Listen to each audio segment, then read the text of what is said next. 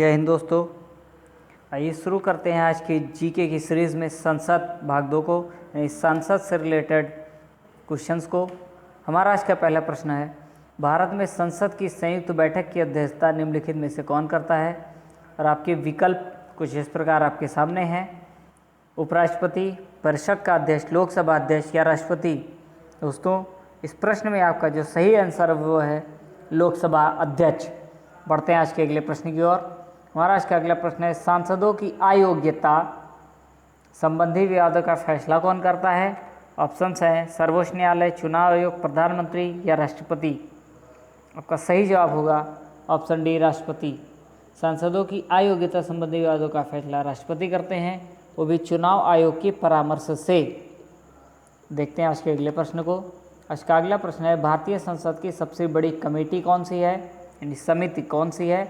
Options आपके सामने हैं, परिषद, प्राक्कलन समिति, उपक्रम समिति या लोक लेखा समिति। और आपका जो सही जवाब होगा वो होगा ऑप्शन डी, लोक लेखा समिति। भारतीय संसद की सबसे बड़ी कमेटी लोक लेखा समिति है। देखते हैं आज के अगले प्रश्न को। अगला क्वेश्चन आपके सामने है, भारतीय संविधान के अधीन विधान की अवशिष्ट शक्तियाँ किसमें निहित हैं? आपके विकल्प कुछ इस प्रकार आपके सामने हैं, राष्ट्रपति, प्रधानमंत्री, संसद या राज्य। आपका सही जवाब होगा संसद। देखते हैं अगले प्रश्न को। भारतीय संघ में नए राज्य की स्वीकृति कौन देता है?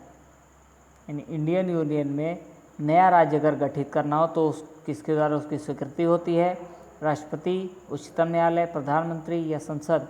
आपका सही जवाब होगा संसद। पहले संसद में बिल पास होता है तब नए राज्य की स्वीकृति होती है। देखते हैं आज के अगले प्रश्न को। निम्नलिखित में से कौन भारत में कानूनों को बनाता है? भारत में कानून बनाने का अधिकार किसका है? राष्ट्रपति और मंत्रिपरिषद का, उच्चतम न्यायालय और उच्च न्यायालय का यानी हाई कोर्ट, सुप्रीम कोर्ट, राष्ट्रपति और संसद के दोनों सदन, लोकसभा और राज्यसभा। इस प्रश्न को आंसर गेस करने के लिए आपको 5 सेकंड का समय दिया जाता है।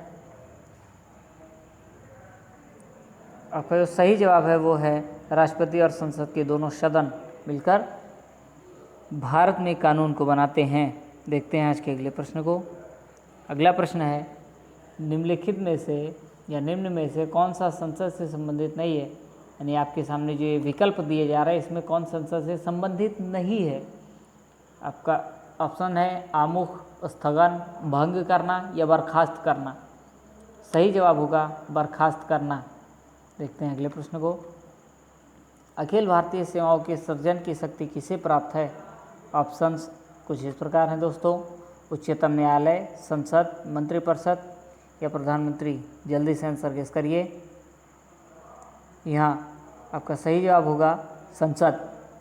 देखते हैं आज के अगले प्रश्न को।